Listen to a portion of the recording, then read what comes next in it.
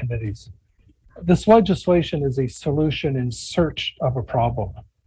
There is no reason to believe that a public authority can either build renewable energy sources or enter the interconnection queues at a faster rate than private firms, which have responded with alacrity to every request for proposals from NYSERDA. So the hopes that this will lead to a great blossoming of the rate of renewables development is deeply unrealistic.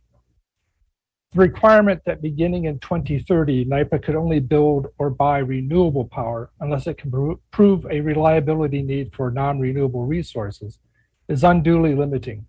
Reliability needs are paramount, not merely secondary considerations. And it's deeply disturbing to me that New York has made reliability needs secondary. NYSO is doing their best to warn us of the impending risks, and it seems to me that the advocates of the BPRA have ignored that warning. Furthermore, this would constrain the authority from the prospect, distant as it may seem right now, of building or buying emissions-free nuclear energy. Our focus should be not simply on renewables, but emissions-free, reliable, dispatchable energy. But this bill goes far beyond just building renewables, and unfortunately, too little attention has been given to the worst element of the legislation, the ill-considered reshaping of the NYPA board from an efficient 7-person board to an unwieldy 17-person body representing a collation of special interests.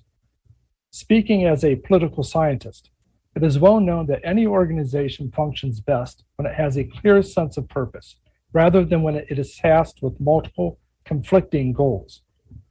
NYPA should have a singular focus on providing reliable and affordable electricity.